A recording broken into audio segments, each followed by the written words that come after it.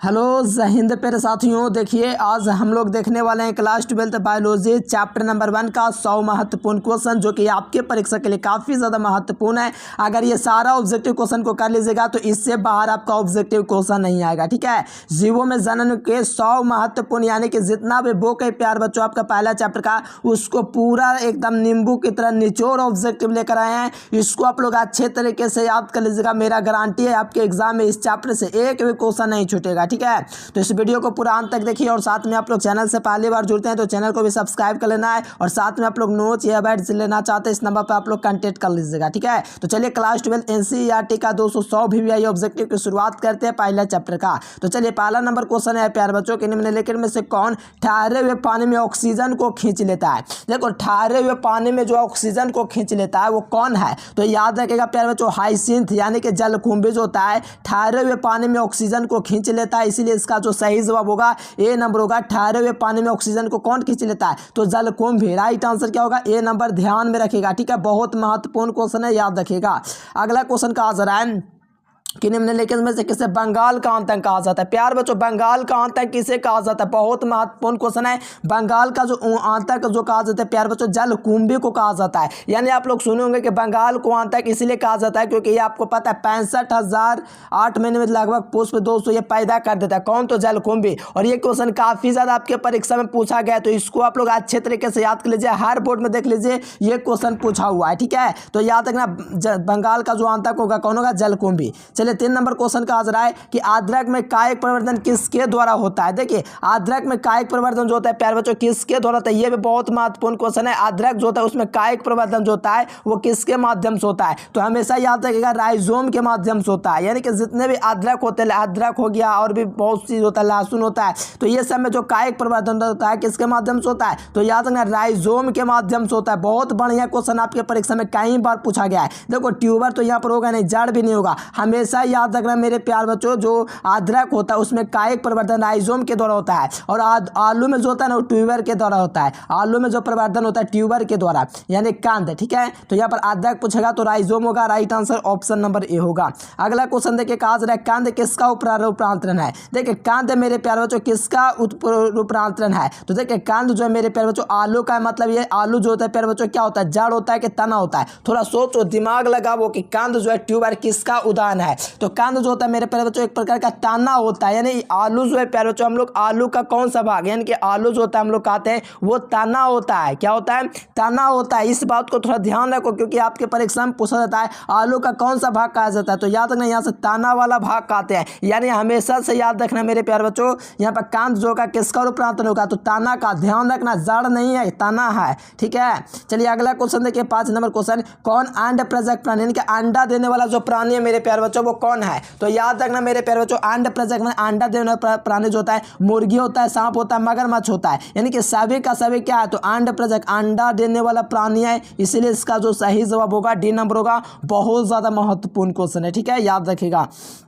और जो विद्यार्थी पीडीएफ नोट्स या बैच लेना चाहते हैं इस नंबर पर कांटेक्ट कर लीजिएगा। देखो द्विगुणित दोस्तों कौन है, देखिए द्विगुणित जो होता है कौन होता है, तो देखो द्विगुणित यहाँ पर आप लोग देखिए तो अंड आपका एक गुणित होता है। क्या होता है, एक गुणित मतलब एन होता है। नर युग्मक हो या मादा युग्मक क्या होता है, अगुणित ही होता है। लेकिन युग्मनज जो होता है प्यारे बच्चों एन प्लस एन, नर का एन और मादा का एन मिलकर के दोस्तों क्या बनता है, 2n बनता है। और ये जो होता है द्विगुणित होता है, मतलब दोगुना होता है। इसीलिए युग्मज क्या होगा, हमेशा दोगुना होगा। यानी कि युग्मज होगा, द्विगुणित होगा, जाइगोट होगा। ठीक है, तो सही जवाब क्या होगा, ए नंबर। ध्यान रखिएगा। अगला क्वेश्चन देखिए, और सभी बच्चे चैनल को सब्सक्राइब करके बेल नोटिफिकेशन दबा लीजिए, इससे कोई दिक्कत नहीं होगा, आपको ही फायदा है। ठीक है, चलिए 7 नंबर का आंसर है कौन सा भाग दोस्तों आगुणित संरचना है। देखिए आगुणित संरचना वो होता है जिसमें एक यानी कि एक ही जोड़ा हो, जैसे कि अंडाणु एक जोड़ा होता है और यहाँ पर युग्मक भी दिया गया। सोचो, थोड़ा दिमाग लगाओ, युग्मक का मतलब अंडाणु हुआ या शुक्राणु हुआ, तो यहाँ पर अंडाणु भी और युग्मक भी दोनों आपका क्या है, आगुणित संरचना है। लेकिन ये वाला जो आपको युग्मनज दिख रहा है ये आपका 2n, ये द्विगुणित होता है। इसलिए युग्मज आपको नहीं लगाना है। ठीक है, आपको लगाना है डी नंबर ऑप्शन। अंडाणु और शुक्राणु दोनों क्या है, अंडाणु शुक्राणु युग्मक ये सब क्या आगुणित होता है, मतलब एक गुणित होते हैं। ठीक है, ध्यान रखना प्यार बच्चों, बहुत महत्वपूर्ण क्वेश्चन है। ठीक है, चलिए अगला क्वेश्चन देखिए 8 नंबर क्वेश्चन, प्याज में परिवर्तन किसके माध्यम से होता है। जैसे कि प्याज देखो, परिवर्तन का मतलब वृद्धि करना। प्याज में आप लोग देखोगे इस प्रकार होता है ना प्यारे स्टूडेंट्स, तो ये बल्ब के द्वारा वृद्धि करता है। किसके द्वारा? बल्ब के द्वारा। यानी प्याज में जो प्रवर्धन होता है किसके माध्यम से होता है? तो बल्ब के माध्यम से होता है, इसीलिए सही जवाब जो होगा यहाँ पर डी नंबर होगा। बहुत ज़्यादा महत्वपूर्ण क्वेश्चन है, याद कर लीजिए, ठीक है। और प्रकांड तो होगा नहीं, बीज भी नहीं होगा, बल्ब होगा जिसमें प्याज द्वारा प्रवर्धन होता है, ठीक है। चलिए अगला क्वेश्चन देख लीजिए।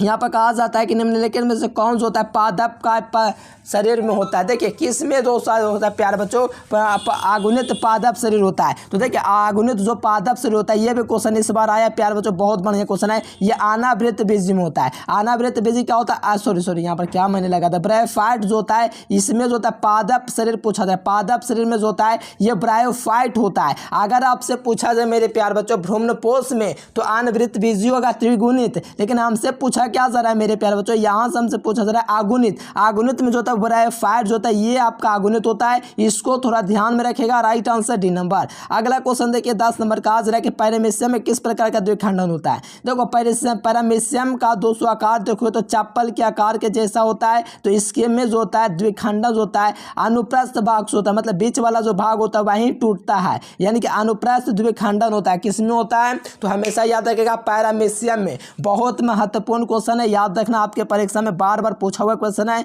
ध्यान में रखेगा, ठीक है, याद कर लीजिए। अगला क्वेश्चन देखिए, निम्नलिखित में से किसमें रंध्र तथा जड़ों का अभाव होता है? देखिए रंध्र तथा जड़ों का अभाव किसमें होता है? तो सोचने वाली बात है, रंध्र तथा जड़ों का जो अभाव होता है किसमें होता है? तो हाइड्रीला में होता है। यानी हाइड्रीला जो होता है इसमें क्या होता है? तो हमेशा याद रखना ये प्यार बच्चों, इसमें जड़ का अभाव होता है। रंध्र और जड़ का अभाव किसमें होता है? कमी किसमें होता है? तो हाइड्रीला में।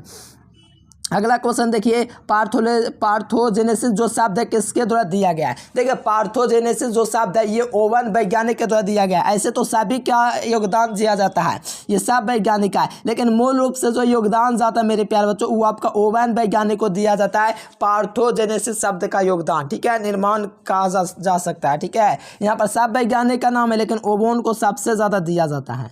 देखिए अगला क्वेश्चन देखिए 13 नंबर के सम युग्मक मतलब समान युग्मक किसमें पाया जाता है? तो मेढक में जो होता है समान युग्मक होता है, फ्यूकस में अलग अलग होता है, पक्षी में अलग होता है। देखिएगा मेढक का युग्मक नर या मादा एकदम समान आपको दिखेगा, ठीक है, उसमें कोई अंतर नहीं पता चलेगा। जैसे शुक्राणु अंडाणु में अंतर होता है कि शुक्राणु थोड़ा जो होता है छोटा होता है, अंडाणु थोड़ा बड़ा होता है, ऐसा होता है, लेकिन सम युग्मक में मेढक का जो युग्मक होता है समान होता है, इसीलिए मेढक इसका सही जवाब होगा।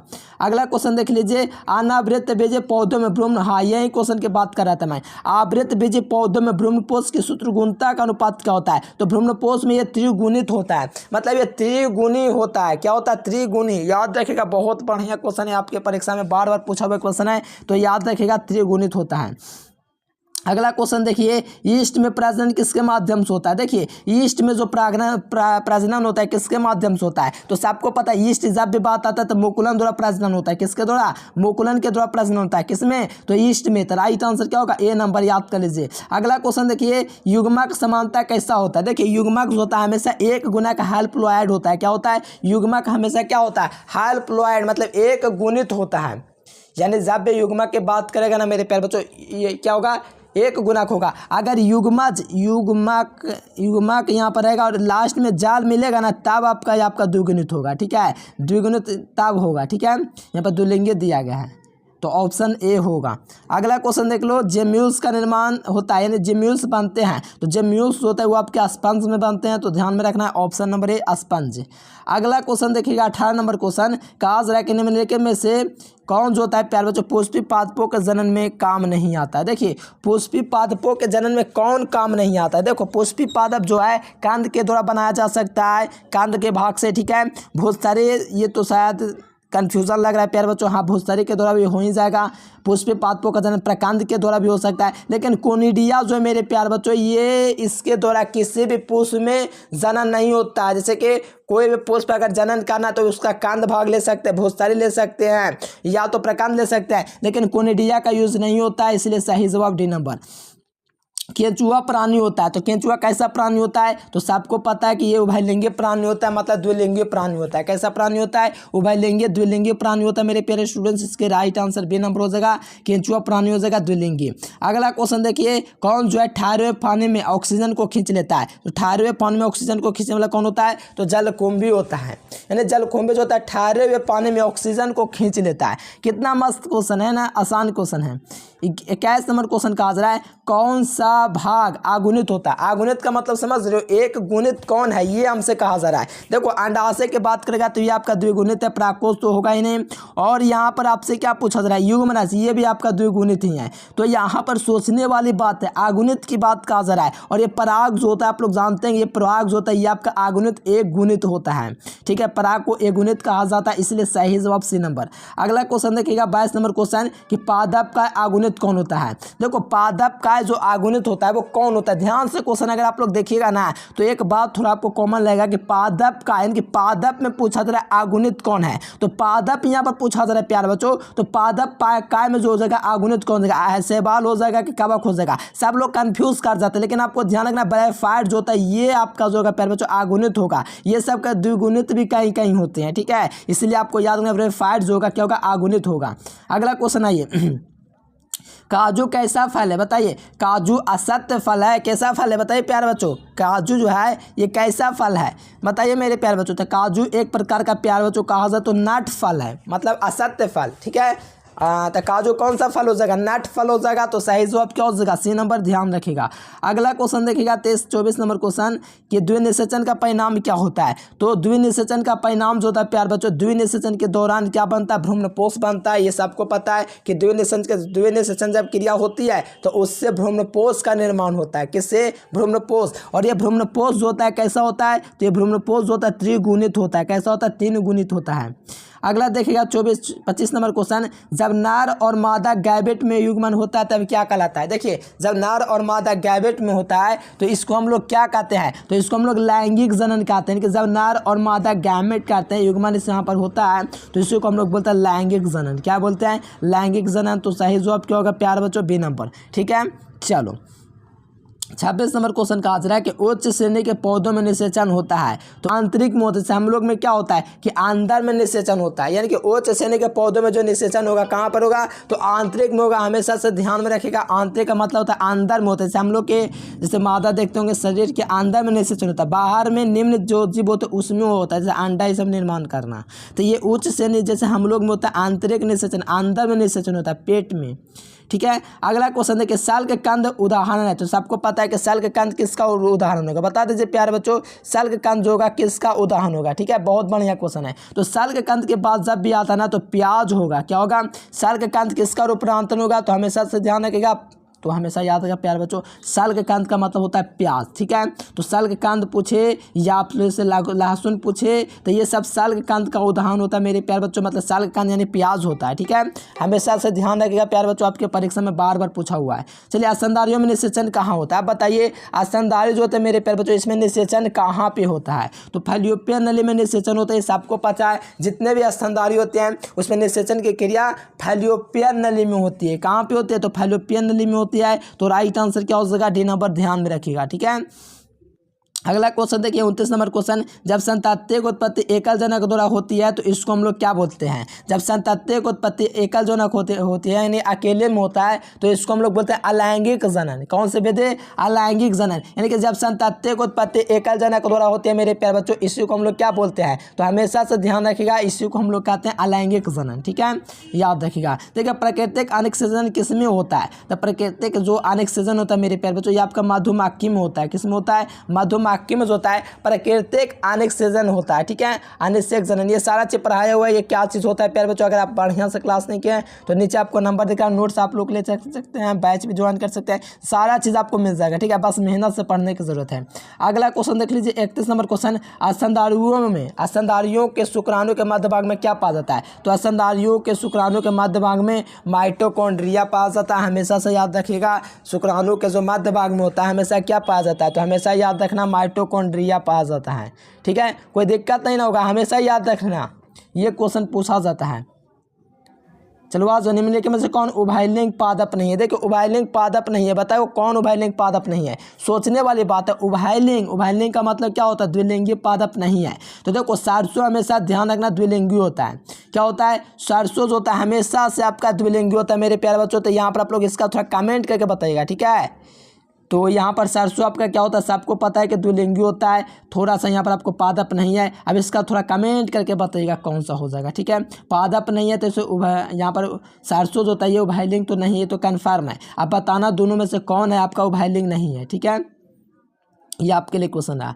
33 नंबर क्वेश्चन है, शरीर के बाहर होने वाले निषेचन को क्या कहते हैं, तो इन विट्रो कहते हैं। और शरीर के अंदर होने वाले निषेचन को इन विवो, ठीक है। शरीर के अंदर में निषेचन होगा उसको कहेंगे इन विवो, और बाहर में होगा तो इन विट्रो, ठीक है। तो बाहर के बात कहा जा रहा है, इसलिए राइट आंसर है नंबर। देखो उभयलिंगी नहीं है, देखो उभयलिंगी कौन नहीं है ये हमसे पूछा जा रहा है, तो सोचने वाली बात है। उभयलिंगी नहीं है तो घरेलू माखी कभी उभयलिंगी नहीं होता। जोंक उभयलिंगी है, कैंचुआ उभयलिंगी है, फीताकृमि उभयलिंगी है, लेकिन घरेलू जो माखी है उभयलिंगी नहीं है, इसीलिए सही जवाब डी नंबर। 35 नंबर आ जाओ, मुकुलन द्वारा जनन किस में होता है, तो मुकुलन द्वारा जनन आपको पता है प्यार बच्चों ईस्ट में होता है। किस में होता है, ईस्ट में जो होता है मुकुलन द्वारा जनन होता है। तो सही जवाब क्या होगा, ए नंबर, ध्यान रखिएगा, ईस्ट। चलिए इसमें देखिए बाह्य निषेचन किस में होता है, देखो बाह्य निषेचन मेढक में होता है। जैसे निम्न श्रेणी के जो पौधे होंगे उसमें निषेचन बाहर माने कि बाहर वातावरण में होगा। तो बाह्य निषेचन किस में होगा, मेढक में होगा। तो मेढक इसका सही जवाब हो जाएगा। बाह्य निषेचन किस में होता है, मेढक में, ठीक है। क्यों, क्योंकि निम्न प्राणी ने प्यार बच्चों इसमें निषेचन करने के लिए बाहर माध्यम की आवश्यकता होती है, और इंसान में आंतरिक निषेचन होता है। यानी कि जो बाहर जो बड़े बड़े प्राणी होते हैं, जो उच्च प्राणी होते हैं उसमें निषेचन अंदर में, और निम्न प्राणी जो होता है उसमें निषेचन क्या होता है, अंदर बाहर में होता है, ठीक है। जैसे मेढक हो गया निम्न प्राणी।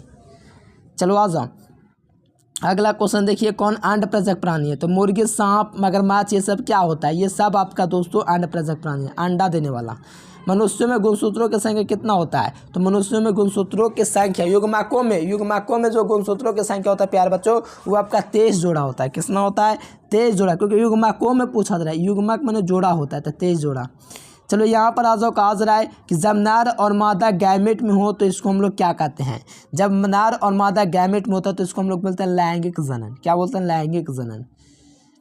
एक पुंजक क्लोन संबंध वे होते हैं जिसमें क्या होता है, तो हमेशा हम आपको बताया आकार की ये रूप तथा अनुवांशिक रूप से समान जंतु ही एक पुंजक एक क्लोन कहलाते हैं। पहले भी पढ़ाया हो तो इसको भी थोड़ा ध्यान में रखिएगा, बहुत महत्वपूर्ण क्वेश्चन है, ठीक है।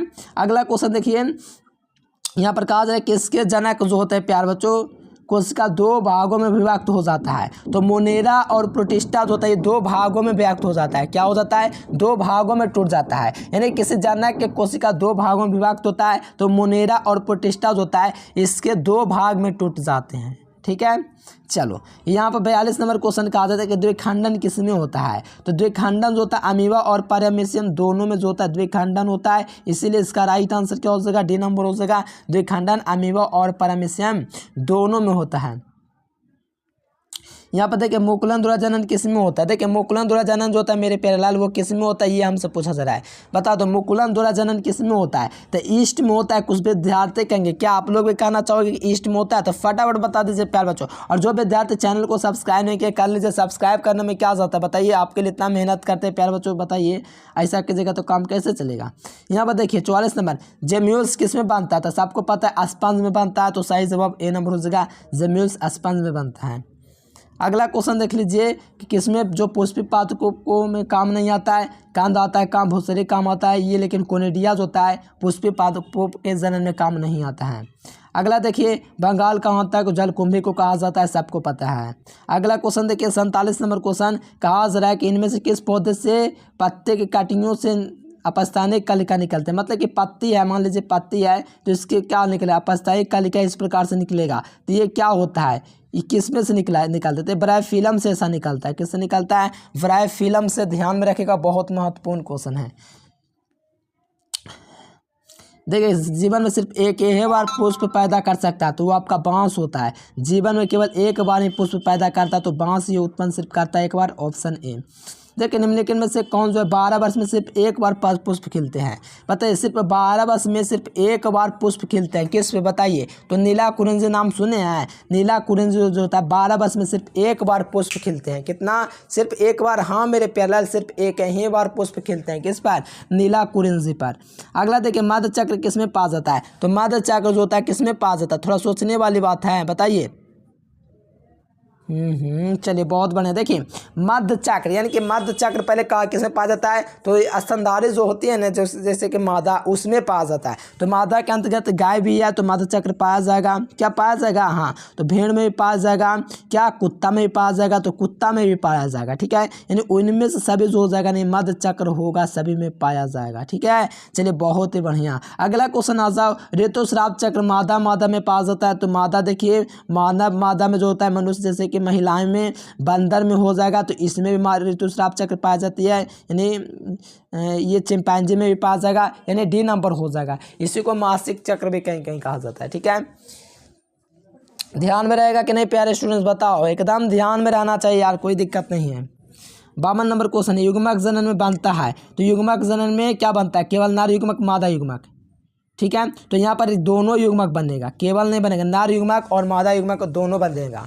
ठीक है, यानी कि अगर युग्मक जनन होता है तो नर और मादा दोनों का होता है, इसलिए सही जवाब सी नंबर होगा। अगला क्वेश्चन देखिए 53 नंबर क्वेश्चन, एक लिंगता की स्थिति को उल्लेखित करने के लिए कौन सा शब्द सही है। देखिए एक लिंगता को उल्लेखित करने के लिए कौन सा 200 शब्द सही है, तो एक लिंगाश्रायी, आप लोग नाम सुने होंगे। ठीक है, एक लिंगाश्रायी होता है, एक लिंगता को निरूपित करने के लिए एक शब्द है, तो राइट आंसर सी नंबर। अगला क्वेश्चन देखिएगा 54 नंबर क्वेश्चन कि द्विलिंगी प्राणियों का उदाहरण है। ठीक है, द्विलिंगी प्राणियों का उदाहरण कौन है, बता दो। द्विलिंगी माने द्विलिंगी कौन है, द्विलिंगी का मतलब समझते हो, जोंक जो हो गया, ये मतलब कि 2 गो लिंग होता है उसमें, तो स्पंज भी आपका उसी के अंतर्गत है क्या, बता दो। थोड़ा सोचने वाली बात है, थोड़ा दिमाग से सोचोगे। द्विलिंगी प्राणी में जोंक तो एकदम कन्फर्म है। क्या आपको लगता है स्पंज हो जाएगा मेरे प्यारे लाल, अगर लगता है तो बता दीजिए। ठीक है, चलो बहुत बढ़िया मेरे प्यारे स्टूडेंट। तो इसका आप लोग थोड़ा ध्यान रखना, जोंक जो है मेरे हिसाब से सही जवाब है। ऐसे स्पंज भी देखिएगा, टेपर में देखिएगा तो जोंक भी हो जाएगा, यानी कहिए तो ऑल ऑफ दिस भी सही ही है, क्योंकि द्विलिंगी प्राणियों जो होती है ये सभी हो जाएगा। ठीक है, कोई दिक्कत है प्यारे स्टूडेंट, सही हो सभी हो जाएगा, क्योंकि स्पंज भी द्विलिंगी है, टेपर में द्विलिंगी है। मतलब कि जोंक जब आप लोग कंफर्म सुने तो इनमें सभी याद रखिए, क्योंकि स्पंज भी द्विलिंगी है, टेपर में भी है। उभयलिंगी प्राणी कौन है, बताओ। उभयलिंगाश्रायी प्राणी दोस्तों जो है वो कौन है, नहीं सॉरी, यहाँ पर कहा है उभयलिंगाश्रायी कौन है। उभयलिंगी का मतलब होता है नींबू। ठीक है, उभयलिंगी में क्या हो जाएगा, नींबू हो जाएगा ना एकदम। अगला क्वेश्चन आ जाइए, मक्का में ये आपका पता है प्यार बच्चों कितना हो जाएगा, तो 20 होना चाहिए। ठीक है, कितना होना चाहिए, आधुसूत्रम जो होता है 2n गुणसूत्र में इसकी जो संख्या होती है वो 20 जोड़ी होती है। कितनी होती है, तो 20 जोड़ी। ठीक है, सही बच्चे, चैनल को सब्सक्राइब कर लीजिएगा, कोई दिक्कत वाली बात नहीं है। 54 नंबर में कहा जा रहा है कि युग्मक नार युग्मक से संयोजन करके कौन बना है। देखिए कौन सा जो है नार युग्मक से संयोजन करके भ्रूण पुरुष बनाता है, तो द्वितीयक केंद्रक जो होता है ना, सॉरी सहायक ना द्वितीयक, हाँ द्वितीयक केंद्रक जो होता है यहाँ पर वहीं बनाता है, यहाँ पर जो द्वितीयक केंद्रक रहता है ना, इससे संयोजन करके भ्रूणपोष बनाता है। कौन, तो ये आपका भ्रूणपोष। ठीक है, तो राइट आंसर डी नंबर। अगला देखिए, इनमें से किसी समुदाय में निषेचन के लिए जल माध्यम आवश्यक होता है। देखिए किसके समुदाय में जो होता है जल माध्यम आवश्यक होता है, तो किसके निर्माण में जो होता है जल माध्यम आवश्यक होता है मेरे प्यारे स्टूडेंट्स, तो हमेशा याद है कि जल माध्यम यानी कि जल की आवश्यकता ही पड़ता है। तो यहाँ पर देखिएगा तो शैवाल भी उसी के अंतर्गत है, ब्रायोफाइट उसी जलीय माध्यम की आवश्यकता है, टेरिडोफाइट में भी जल की आवश्यकता है, यानी ऑल ऑफ दिस हो जाएगा, जो सभी में जल माध्यम आवश्यकता ही है, एकदम नेसेसरी ही है। 56 नंबर है कि जब सलियन जब शरीर के बाहर होता है तो इसको हम लोग क्या बोलते हैं, तो बाह्य निषेचन इसको बोलते हैं। 57 में कौन सा भाग आगुनित होता है, तो पराग, ये शुरू में बताएं कि पराग जो होता है आगुनित होता है। क्या होता है, पराग जो होता है आगुनित होता है, तो एकदम याद करते चलो प्यारे स्टूडेंट्स। अगला देखिए निम्यूल्स यानी जेम्यूल्स का निर्माण स्पंज में, ऑप्शन नंबर डी। 60 नंबर में है कि 144 शुक्राणुओं के निर्माण सूत्री विभाजन को 4 से भाग देते हैं, तो 124/4 कीजिएगा तो 31 चौके कटेगा, इसीलिए यहाँ पर 31 हो जाएगा। अर्धसूत्री विभाजन होती है। ठीक है, 144 शुक्राणुओं के निर्माण में, और अर्धसूत्री में 4 कोशिका टूटता है। भ्रूणपोष में क्रोमोसोम जो होता है त्रिगुणित होता है, राइट आंसर सी नंबर। अगला देखिए जलकुंभी जो होता है प्रकांड से 8 माह में लगभग कितने पुष्प पैदा करता है, तो 65,000 पुष्प पैदा करता है, राइट आंसर ए नंबर। अगला देख लीजिए अगायब में परिवर्तन किसके द्वारा होता है, तो बुलबुल के द्वारा होता है। क्या होता है, बुलबुल के द्वारा। चलिए अगला क्वेश्चन देखिए, सालकंद किसका उदाहरण है, तो सबको पता है कि प्याज का उदाहरण है, शुरू में करवाएं प्याज का। केंचुआ द्विलिंगी प्राणी है, शुरू में करवाएं। देखो रिपीट हो रहा है कि निम्नलिखित में से अलैंगिक जनन की विधि नहीं है, बताओ। कौन है जो अलैंगिक जनन की विधि नहीं है, बताओ। लेयरिंग जो है ये आपका अलैंगिक जनन की विधि नहीं है, इसीलिए लेयरिंग जो होगा नहीं है। मुकुलन बोना ये सब उसी के अंतर्गत है। चलो अगला क्वेश्चन देख लो। युग्मा का स्थानांतरण किसके द्वारा होता है? सभी के द्वारा होता है। जल द्वारा, वायु द्वारा, हवा द्वारा, सभी के द्वारा। 71 नंबर के सजीव प्रजक प्राणी नहीं है। देखो कौन सजीव प्रजक प्राणी नहीं है, बताओ। मनुष्य होगा कि बकरी होगा कि क्या होगा, बता दो। थोड़ा सोच के, थोड़ा दिमाग लगाओ कि कौन सजीव प्रजक प्राणी नहीं होगा। थोड़ा सा ध्यान लगाइए कि सजीव प्रजक प्राणी वे होता है जो अंडा देता है, ठीक है। तो गाय से यहाँ पर सिर्फ मुर्गियाँ अंडा देगा, मतलब राइट आंसर जो होगा ऑप्शन नंबर ये हो जाएगा सजीव प्रजक प्राणी। सॉरी उल्टा मैं बोल दिया यार, सजीव प्रजक प्राणी नहीं है। जो अंडा देता है वो सजीव प्रजक प्राणी नहीं है, ठीक है। तो right answer A number. 32 number है कि बाह्य निषेचन होता है। तो बाह्य निषेचन मेढक में न होता है, क्योंकि निम्न प्रेणी ही ना है मेढक। जल माध्यम निषेचन होता है, बताओ। जल माध्यम निषेचन किसके में होता है? तो सभी में ना होगा, वही क्वेश्चन है। उभयलिंगी प्राणी कौन है? उभयलिंगी प्राणी कौन है प्यारे स्टूडेंट्स, बता दो। उभयलिंगी पादप कौन? उभयलिंगी गुड़हुल भी है, ठीक है। तो उभयलिंगी यानी गुड़हुल तो है ये, राइट आंसर डी नंबर, ठीक है। चलिए सही बात है, चैनल को फटाफट सब्सक्राइब करके बेल नोटिफिकेशन दबा लीजिए। और जो विद्यार्थी नोट्स नहीं देखे और भी क्वेश्चन बचे हुए हम आपको पूरा नोट से दे देंगे, आंसर के साथ वहाँ पर मिलेगा, ठीक है। सारा आंसर हाईलाइट किया रहेगा और आपको बिना ऑप्शन वाला भी नोट्स मिल जाएगा, ठीक है, ताकि आपको निकलवा सके मार्केट में जा करके, ताकि आपका पूरा निकल जाए कैंपस में। एक पेज में पूरा आपका एकदम पूरा प्यारे स्टूडेंट छोटे छोटे अक्षरों में और पूरा बिना ऑप्शन के answer, option answer, option answer ऐसे आपका दिया हुआ है, ठीक है, इस प्रकार से। तो ये नंबर आपका रहा, इस नंबर पर कांटेक्ट कर सकते हैं नोट्स के लिए। ऑल सब्जेक्ट का साथ में वीडियो पसंद आए तो लाइक सब्सक्राइब करके बेल नोटिफिकेशन जरूर से दबा लीजिए। चलिए प्यारे बच्चों आज के लिए फिलहाल इतना है। Thanks for watching this video. जय हिंद, वंदे मातरम।